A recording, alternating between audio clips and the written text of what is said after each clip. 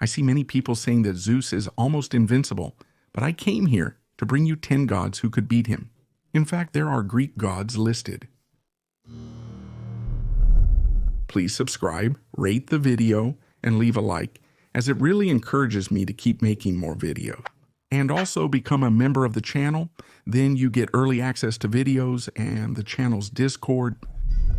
The list will start from those with less chances to those with more chances, including you will see a percentage below each one's name. That would be the victory percentage that I think they have. Athena, the Greek goddess of wisdom, arts, and war, is the patron goddess of Athens. Known for her invincibility in battle, she often humiliates her brother Ares, another god of war. The difference between them is that Ares represents bloody war, while Athena is more strategic. But the main reason she is on this list is because of her birth. There's an older version that's kind of curious, which says that Athena was actually a daughter of Kronos, and as such she would be a sister of Zeus, not a daughter. But the most well-known version that puts her on this list is that she is a daughter of Zeus, and it all starts with a prophecy. Just like what happened with Zeus's grandfather, who is Uranus, and also with his father, who is Kronos, he was destined to be dethroned by one of his sons. According to the prophecy, he would have a son with Metis. To avoid the prophecy, Zeus swallows Metis, but then he ends up feeling unbearable headaches. So he asks Hephaestus to open his head, and from that, Athena is born. You may be wondering, if there is this prophecy, then why does she only have a 10% chance of victory? Despite the prophecy, I don't recall a story demonstrating its fulfillment. These prophecies don't always lead to a direct confrontation or a one-on-one fight between a father and son. Despite the prophecy, Zeus appears to deeply trust Athena, even entrusting her with the Aegis. Poseidon is the powerful god of the seas in Greek mythology. In fact, he is also Zeus's older brother. The main thing that could give him a victory in a possible fight against Zeus is his weapon, that is, his trident. Poseidon's trident is not merely a weapon or a barbecue fork. The trident is what defines him as Poseidon. With the trident, Poseidon can control the waters, cause earthquakes, and most importantly, he can cause storms. If he can cause storms, he can also create lightning, potentially rivaling Zeus's lightning. His greatest strength, the trident, is also his greatest weakness. Without it, he'd be significantly less powerful. Hades is the ruler and god of the underworld in Greek mythology. He is also Zeus's brother, and the only one who prefers to stay in the underworld instead of Mount Olympus. Hades, his name, is also the name of the underworld. His weapons include the pitchfork and the helmet of invisibility. The helmet would undoubtedly make the battle harder for the gods, and Hades can use the underworld to his advantage. To give you an idea, Hades was so feared by the Greeks that his name was seldom spoken. But even so, except for the case of Persephone, it's hard to imagine Hades wanting to leave the underworld to do anything. In Greek mythology, Hera, the wife and sister of Zeus, is the goddess of marriage, motherhood, and protector of women. And despite not appearing so, and most of the time even being ignored for it, Hera is very powerful, so much so that she is referred to as the goddess of goddesses, sort of a counterpart to Zeus, who is the god of gods. Hera was jealous and violent when betrayed, especially by Zeus. Even Zeus greatly feared her.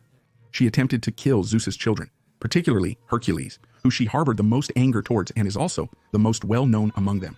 In fact, all those stories of the 12 labors of Hercules end up being a result of this. Who she kind of accepted was Hermes because of his beauty and intelligence. I say more or less because when she found out, of course, she was very angry. There's a story that says that once Zeus was there, chilling with one of his lovers, and he realized that Hera was coming. To conceal his actions, he desperately transformed his lover into a cow. Despite Zeus's efforts, Hera grew suspicious and asked for the cow as a gift, leaving Zeus no choice but to comply. Hera left the cow under the care of Argus, a giant with many eyes, who never closed them all while sleeping. Zeus, feeling remorseful for his lover's plight, decided to take action, knowing Argus would always be watching. He asked Hermes to kill Argus. Hermes went there, played a song, made Argus fall asleep, and then cut off his head. But even so, Hera never stopped pursuing this lover of Zeus. She only stopped when Zeus promised that he would never have anything to do with her again. Then Hera turned her back. Despite her power, Hera's plans often fail, keeping her at only 20%.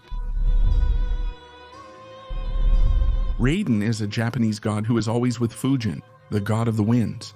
Here I'm only considering Raiden. In Japanese mythology, Raiden is the god of thunder, lightning, and war. Interestingly, he was also somewhat of a monster. He had long hair, sharp claws and teeth, and was reddish. He used drums to make thunder. And what I said to Poseidon also applies to Raiden, because as he controls thunder, he could kind of counter Zeus's powers. For him to have his full powers, he needs Fujin by his side.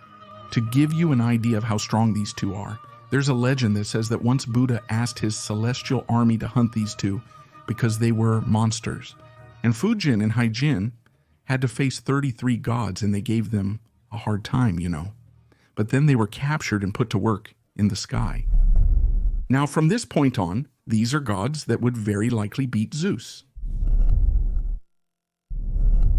I'll provide a summary about Odin.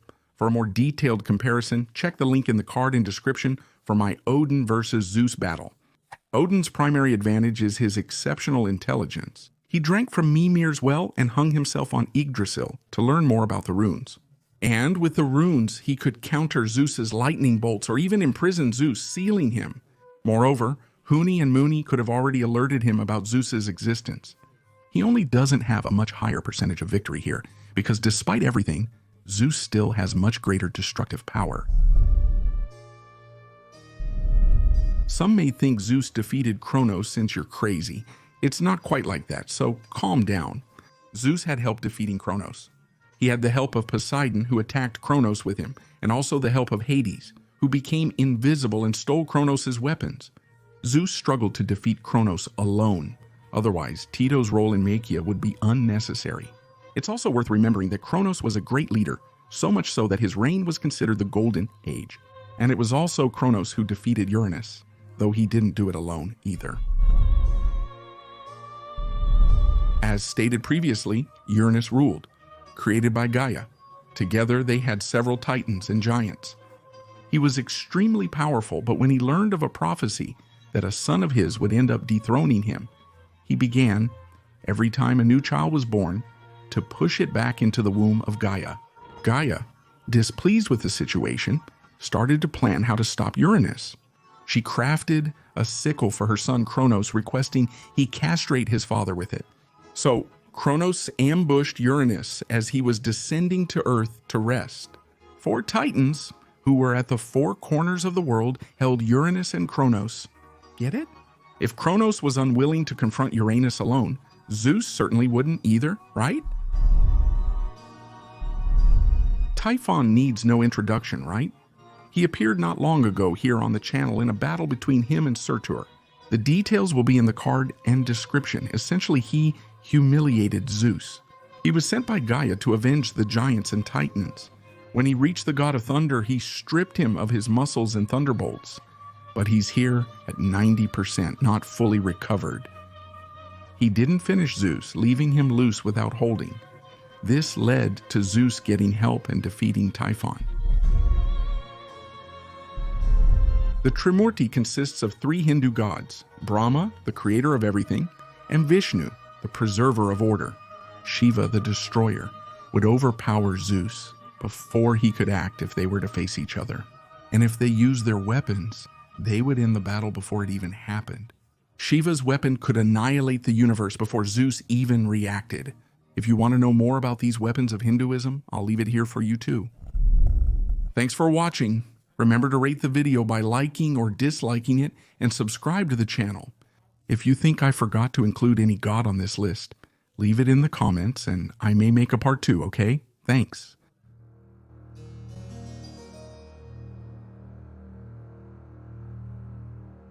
Thank you.